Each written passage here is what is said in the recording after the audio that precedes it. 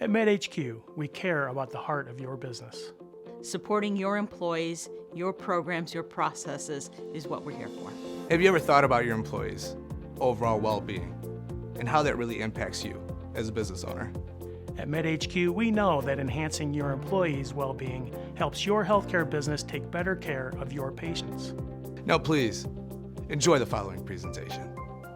Hi, welcome to 2021. I'm John Page, back again with MedHQ's Heart of the Business. Today, I've got a great interview. Matt Berg, Somni Sleep, right here in the great Midwest. Matt, tell us a little bit about Somni Sleep. Thanks, John, and it's great to be here with you. My name is Matt Berg. I'm one of the co-founders and CEO of Somni, and we are a digital health company focused on improving sleep. What we really try and focus on is when people are struggling with either chronic insomnia or really challenging sleep issues to reduce the pain and the costs associated with that. We work mostly with employers for their employees, but we have started to launch recent efforts in the consumer space for individuals as well. Give me a sense, how important is sleep to your overall health? Yeah, it's a really good question. And, I think there's two ways to look at it. From our end, there's on the individual level why it's so important, and then there's at the business level. And I'll take sort of each in turn. Okay. When you look at at the individual level, sleep is, in our view, the Archimedes lever of health. And what we mean by that is we think that there are many controllable behaviors that you have that influence health: how you eat, how you exercise, stress in your life, meditation, hydration, things like that. And I have a bunch of, very sort of, I think, hopefully valuable sort of statistics to back that up and share that with some users. And so we have a ton of great research within the field of sleep. And we know that even just after one night of sleep deprivation, you see almost a 70% reduction in natural killer T cells. So these are those cells that are a huge part of your immune system. And we'll probably talk about that a little bit later with COVID. We also see a link between chronic sleep loss and 3 of the top 4 cancers. So that would be cancer of the prostate, breast, and bowel. And amazingly, this is one of my favorite stats, is that after just 1 week of chronic sleep deprivation, a previously non-diabetic individual is now showing signs from a measurement standpoint of being pre-diabetic. And so all because of sleep deprivation, Matt? Yeah, exactly. All because of sleep deprivation. And it's one of these things that we've evolved with, and there's really no way to get away from it. And, unfortunately, there's a lot of folks who think that they can cheat it or get less of it, but there's really no way to outrun your need for sleep.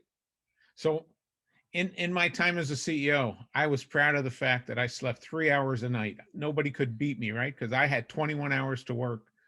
That probably didn't do me very much good, did it? It's funny. I was the same way, John. Back, and this actually kind of going back to the origin story here, exact same thinking. Actually, in college, it was, how much sleep can I get by with, or what's the minimum? Pulling an all-nighter, right? Pulling an all-nighter. Why do I need sleep? That's right. Exactly. And these all-nighters are just that's a whole nother topic of just talking about putting your body through the ringer. That's a whole nother world of hurt.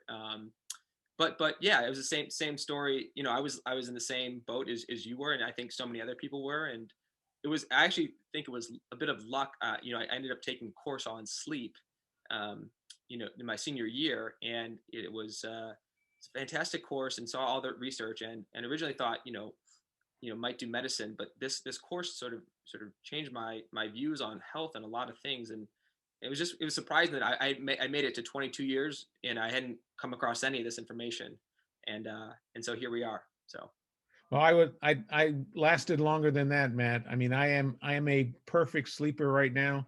I'm one of these folks that enjoys my 6 or 8 hours of sleep every night. The better, and I track it on my watch, on my iPhone. All great stuff. And it was really because I had a concussion and I had to let my brain heal. And what they told me was sleep is important, because that's when your brain heals. That's when it gets all the crap out of your head. And I had to do that. But then I kind of got hooked on it. It's like, wow, I feel better during the day. I'm much more alert. I'm sure that's one of the things that you find with your clients. And one of the reasons why employers want to look at Somni as an offering for their employees, because it makes them more alert, more productive. Yeah. plus one to all of that. And I'm curious to hear if you found anything it's been working for you. We do work mostly with employers, as I mentioned, and if you kind of zoom out from a 30,000-foot level, a company is nothing more than a group of people working towards some cause. It's at the very simplest sort of definition of it. And outside of the customers, who are in most ways the most important asset to a business, is probably next to the employees. And the way we view that lens is that employers should really be investing in the health of their employees, and one of the easiest ways to do that is through sleep, and specifically sort of an offering where they can not only it's a conversation with the employee, but it's also providing them the resources that they can equip themselves with better, what we call behavioral medicine, which is essentially the acts and your decisions and your behaviors, how that affects your overall health. So Okay.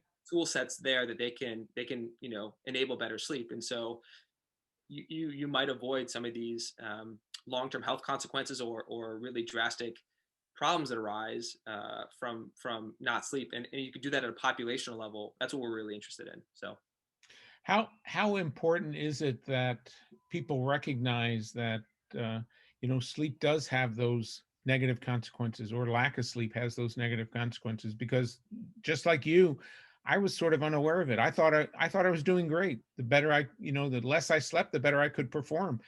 It seems like it's actually just the opposite. it really is. And the most interesting space to me, so around aside from the health parameters, your physiological health and your emotional health, mental well-being, those are all very important. But I think the one area that really fascinates me is the cognitive domain with sleep. And so Okay. things associated to decision making, learning and memory, retention, recall, all these processes that most of us now use to navigate life.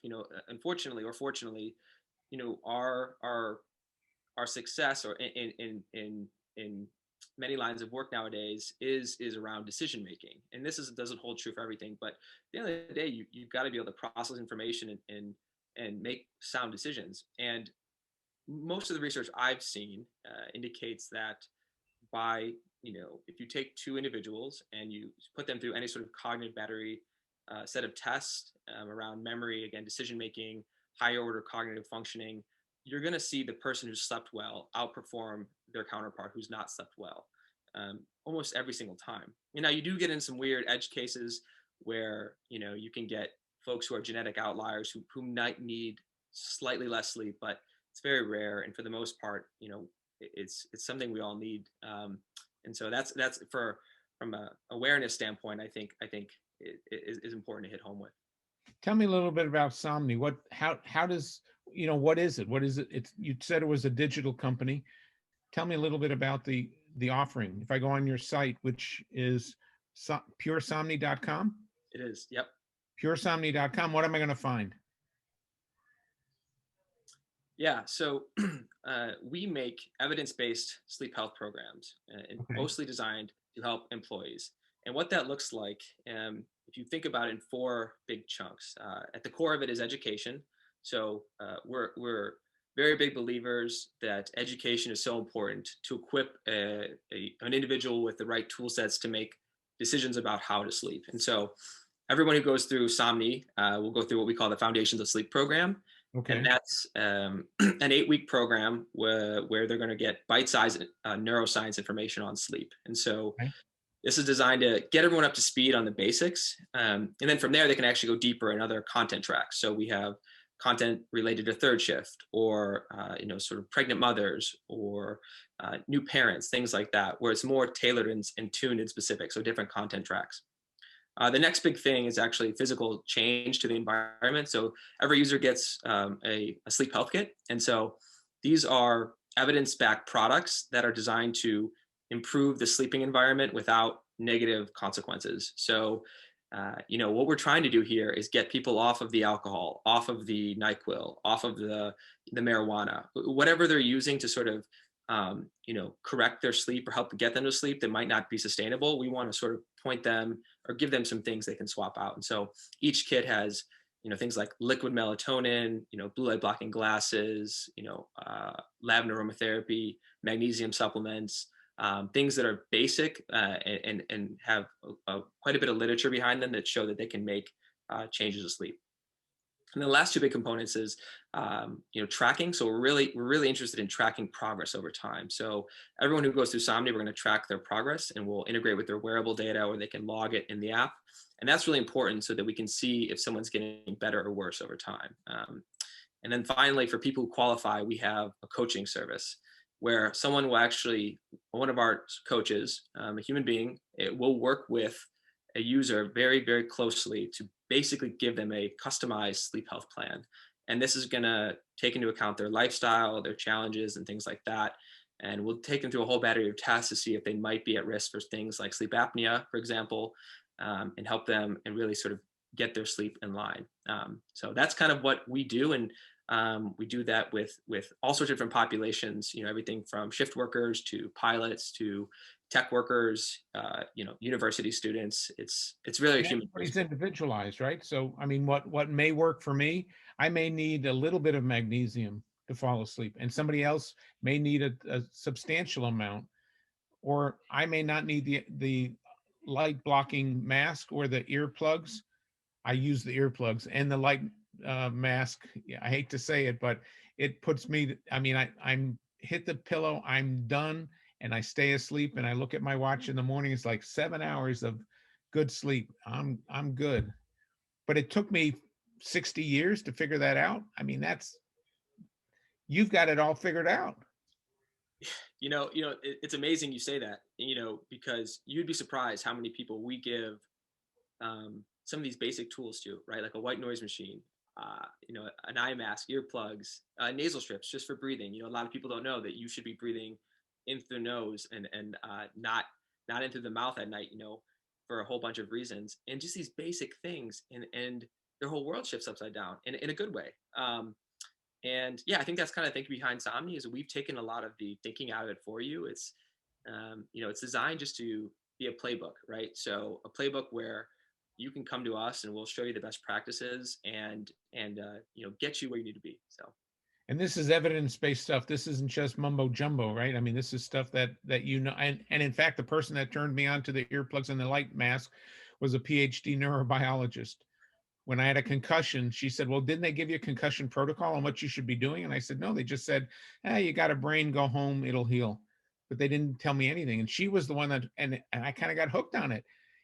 No drugs, no alcohol, nothing. And in fact, what I find is I don't sleep at all better when I have some wine for dinner. I mean, it interrupts my sleep pattern. And so, I think you're right. You've got it down there, Matt. Give me a sense for right now in the COVID world that we find ourselves. Are people's sleep patterns being disrupted because they've spent 12 hours on a Zoom call like this one? Is that affecting their sleep patterns?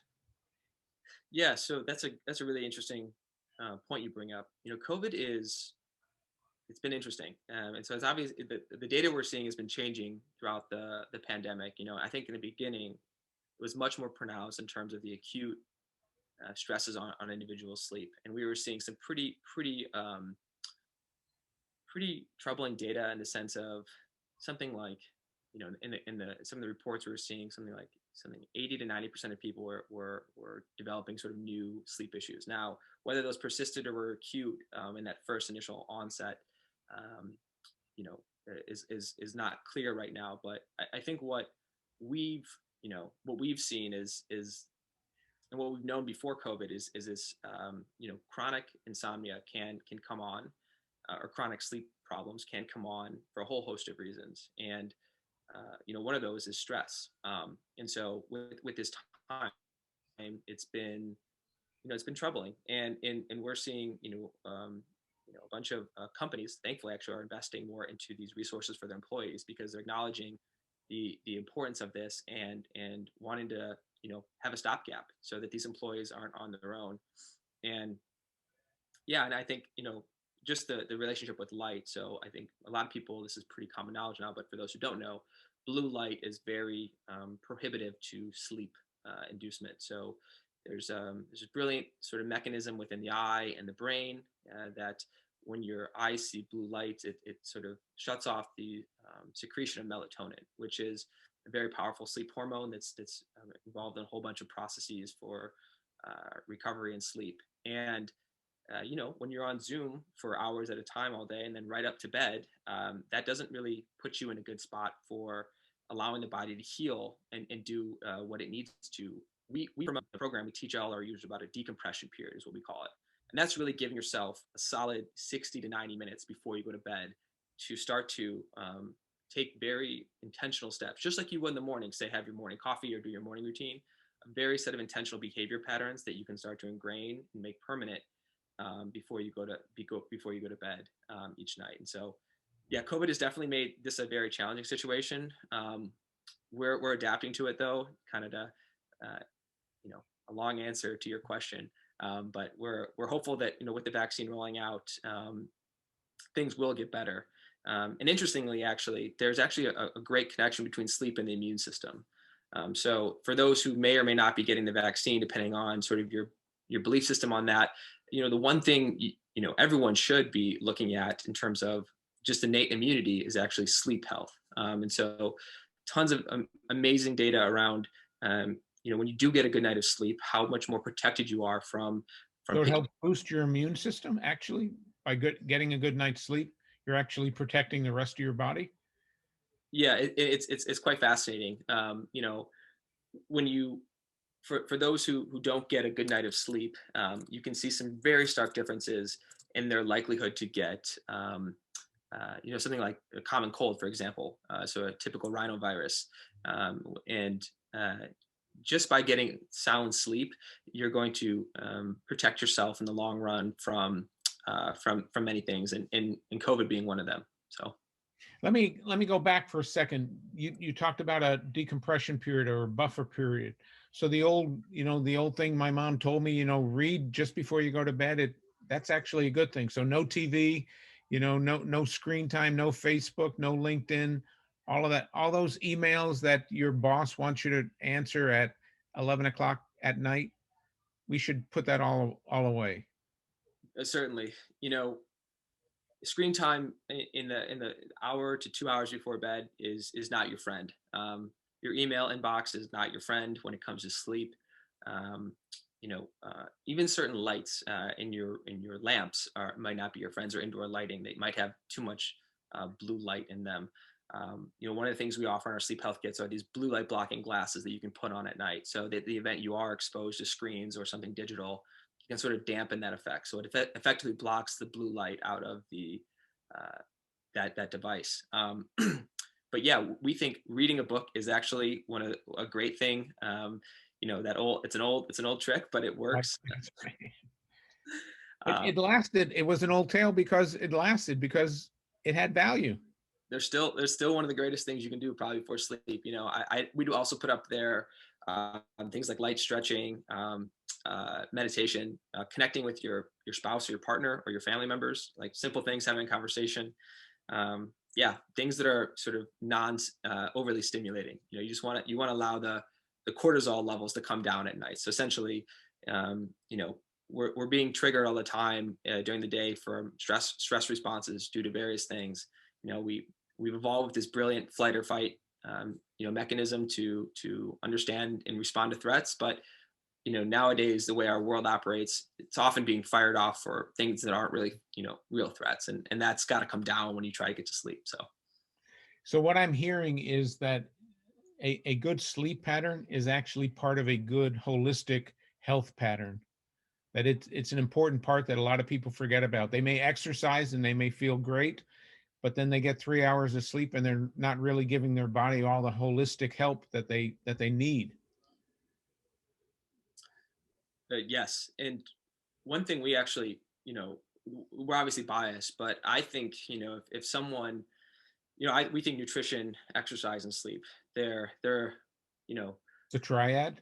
They're the three best friends. But I do think if you had to pick one, not only is it the easiest one, but I think it's going to give you the most, again, bang for your buck in terms of the health benefits is going to be sleep. And so I think it's a bit at this point, given the research, it's it would be, in our opinion, unwise to leave out sleep health in terms of component to, yeah, overall wellness, longevity, total health. And it's unfortunate that it hasn't gotten enough attention. I think it's changing in our conversations, with, I'd say sort of, um, you know common sort of circles. But yeah, I think it is a very, very key component to sound health and longevity, and there's plenty of data to support that. I've been seeing a lot of things about sleep as part of good health. Is it just coming into its own time right now? Is it becoming more, front of mind for a lot of people? Where in the past, if you didn't sleep, you were an insomniac. That's what Johnny Carson was for, right? That's right. Yeah, I do think it's coming into its time, thankfully. I this is one of the things that so surprised me when I saw the early, some of these early research studies that were being done. The field of sleep medicine is fairly young, but in terms of its publicity, it's very new. And I'm hopeful that it's going to continue that trend. I think there are more and more leaders who are open and transparent about their struggles with it or the relationship with it and the change in the relationship. One example that comes to mind is only because we know it closely was Ariana Huffington. We did some work with them and her team a couple years ago when she wrote a book called The Sleep Revolution, where she had a sleep health crisis. Fell down, cracked her head on a desk, and um, you know she was building Huffington Post and so did a whole 180. And I think there's more and more individuals like that where they're they're sharing that with the world, and that allows others to make the changes as well. I have to admit that was what prompted me was a concussion. I had a problem, and you know, uh, uh, the recovery from that was what prompted me to look at my sleep as a part of overall health. And it was an awakening, because I'm honest with you when I said I was proud of the fact. I would tell people I only sleep 3 hours a night. I luckily, when I was a CEO, there was no Twitter, so I didn't have to worry about tweeting in the middle of the night. But I would work and work and work. And you're right, it probably wasn't good for my overall health. Luckily, I found it. If somebody wants to work with Somni, you said that you can go through your employer if you're lucky enough to have an employer that does it, but you also have a personal connection with patients, right? Yeah. So our main route of availability right now is through employers, and we're constantly expanding to new industries and different types of lines of work. And we're always happy to have conversations there in terms of how we engage. But that's probably the easiest way. And if it's not offered at your business yet, hopefully we'll coming to you soon. There's a way to engage on our site from a consumer or an individual standpoint. That's in a bit of I would say, more of a beta phase right now, but Okay. it's still open, and you'll get great care and attention. And I would When it presume comes to from sleep. So an employer standpoint, they're looking at there's a return on this investment. I'm investing in my employees, getting them to sleep better gives them overall health, which improves their ability to work, be cognitively there, and making great decisions during the day. And as a result, that helps me to grow my business. yeah, exactly. That's exactly the sentiment, and there's quite a bit of interesting data on this actually, and it varies somewhat from industry to industry. But the typical rule of thumb that we work off of is what we find is that a fatigue sort of induced or fatigued employee is going to cost a business typically about $1,900 more per year. And Wow. we think that's a very conservative number. Actually, we think it's much higher in certain industries. And you can imagine, right, if you're operating a plane, if you're operating some massive piece Yeah, of I want my pilot to have had a great night's sleep the night before. exactly, yeah, and you know there it goes on into different industries, but there's actually a great amount of evidence and interesting stories around some of these major accidents that have happened over the last, I would say, couple decades. So um, that are tied to chronic sleep deprivation with the employees. So a couple that are in this camp are going to be the Exxon Valdez supertanker spill. the Chernobyl nuclear meltdown, and also the 3 Mile Island meltdown. There in the postmortems, there were indications that some of those employees were sleep deprived, and obviously those are massive, massive expenses. So Are there certain industries that you work predominantly in, or if I run a 24/7 manufacturing, so I've got 3 shifts, my night shift is going to be different. I mean, it takes a unique, having worked night shifts, it takes a unique person to like and perform well on a night shift. Those have got to be people that are challenges for you. I'm glad you brought that up, John. It is shift working is really one of the places we love to spend time, and the reason we like that is because it's such an extreme challenge, and we like to work with those types of people. That's kind of where the company is designed to help the folks who are sort of the most desperate and the most in need from a product standpoint, and we really find that in shift work. And the reason is because shift work is basically compressing a whole bunch of jet lag into 1 week, and that's an oversimplification of what's happening. But oftentimes when you shift working, it causes the individual to go from living in a sort of a daylight, sort of wake time normal pattern, say with a first shift, and then flip flopping that within a week, and then flip flopping back. And this plays all sorts of tricks on the circadian rhythm, on all sorts of hormonal systems, health systems, of course. And there are ways to certainly mitigate it. Unfortunately, most shift working sort of companies or sort of businesses right now haven't thought to invest quite as much as they should have in this area for their employees. And we're more and more working with groups like this because quite frankly, of serious costs or lawsuits. So I can't name the companies, but it's a major Fortune 50 company who we work with because they had employees dying on the way home. So they would leave in the morning from the shift, and they would drive on a highway, and many of them were commuting sometimes as much as an hour, and they had several deaths over a couple year period, and it was just a total mess. And so they were trying to get their hands around this problem. And I don't think this is unique to that company. I think they were just willing to do something about it. So it's a bit of a dance too, and you have to work with the management or the company as well as with the employees, because they both kind of have to move closer to sort of level ground, if you will. I can imagine that there's lots of things both on the job. So if I'm running a 24/7, metal stamping plant, I want to make sure this guy doesn't have his hand in the plant in the stamper when when that press comes down. And at night it is very different. If you're a daytime person, and I think we all have our natural rhythms, but I think if you are not used to that, and if you do move from one shift to another, which I know some manufacturing plants do move people from daytime shift, or even hospitals. I mean, I worked in hospitals most of my career. So there were nurses that were always on night shift, but then there were some people that floated nights and days, and usually younger people, not senior, be able to pick their shift. But if I've got somebody doing surgery on me, I want to make sure they've had a good night's sleep. Along with that pilot, the anesthesiologist doesn't fall asleep. He puts me to sleep. He doesn't fall asleep, right? That's right, John. Yeah, and it's interesting. People should fact check me on this, but I'm the last I checked, I think medical error is still the sort of in the top 5 causes of death. It's not insignificant. If it's not top 5, it's top 10. And when you kind of peel back the layer here, and obviously with so much respect and support and appreciation for medical professionals, especially with what's happening now, is that culturally there is sometimes a will to bend reality, and that's just sort of entrenched in sort of what seems like medicine. But yeah, to your points,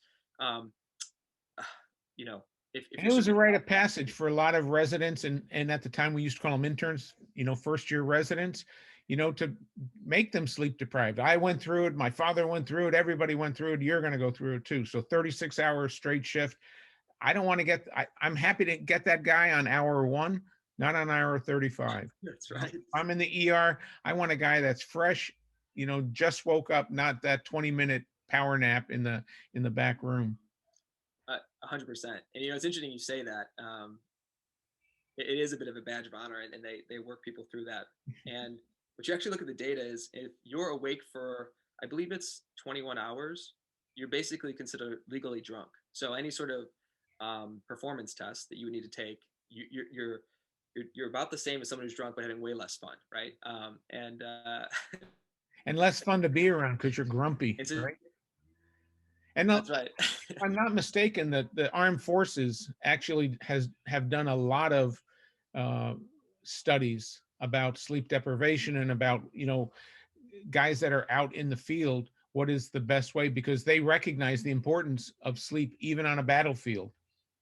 Yeah, I'm aware of some of the studies and the history there. I think within the different branches, it's more extreme, but yeah, I believe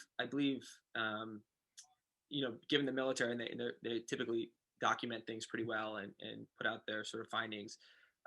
Yeah, I've seen some pretty staggering numbers in terms of cost around poor sleep in certain branches. So, and I know they've done studies about simple tasks that you become increasingly unable to do pretty simple tasks, and that's a problem when you're sleep deprived. As we go through this, Matt, one of the things I think about is this is an evolving field. We become aware of it. I mean, some people have been cognizant of it for a long time, but there's got to be new evolutionary things that are coming out. Are you aware of things that are on the horizon that we should be looking for as we become more aware of getting good sleep health? yeah, it's an interesting question. I think we take this in sort of two parts. The first one being, we our core offering, which is what we call behavioral medicine. So Okay. how your behaviors affect your health, and how can you help teach and equip people with that, and really get them to stick long term. So long term change. We're looking at this from a total problem set. So if you think of poor sleep as sort of as a sphere, we're trying to cover most of that sphere in terms of how do you address it. Certain solutions, we think everyone needs a proper mattress, but the unfortunate truth is, even if you buy a brand new, very shiny mattress, you're only covering a certain surface area of the problem. You're really missing so many other things.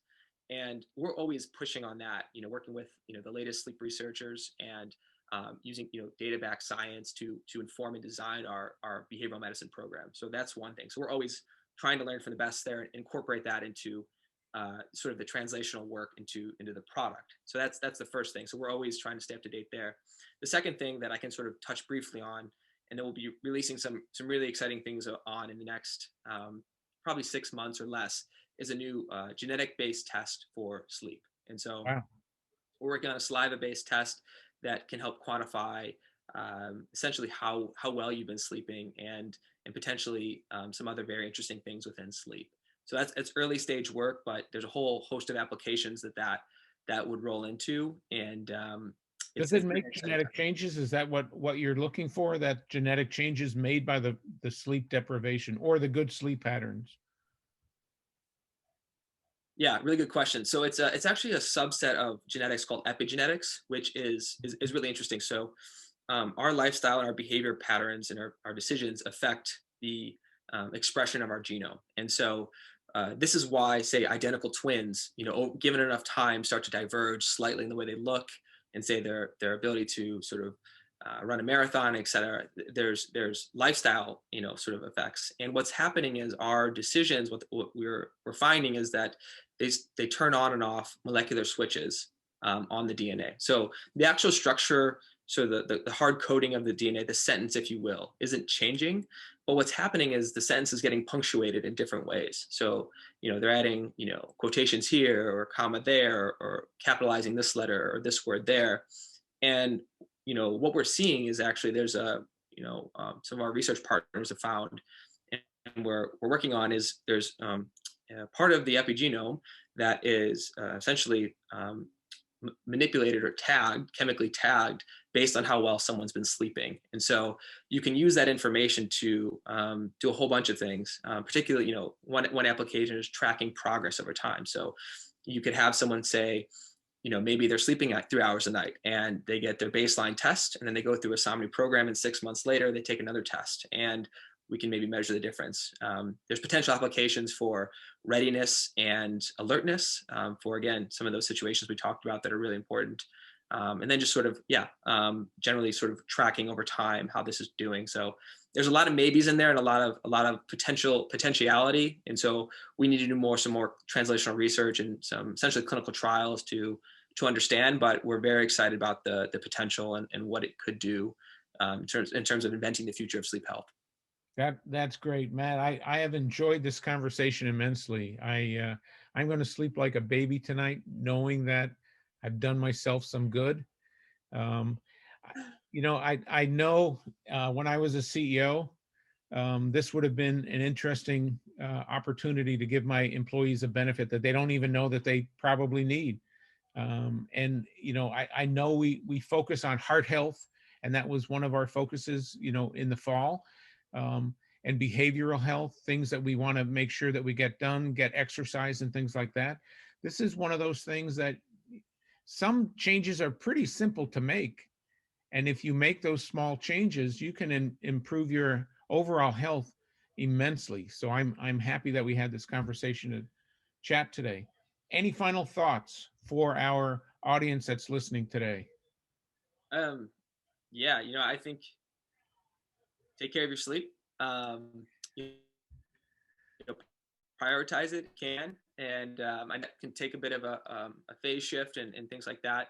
We're very, very happy to take any questions from people. You can find us it's puresomni.com. You can email me directly. I'm at Matt, it's MATT at pure, the word pure, Somni, SOMNI.com. Anyone who ever feels like they'd like to reach out for questions or things like that, I try and respond to all emails.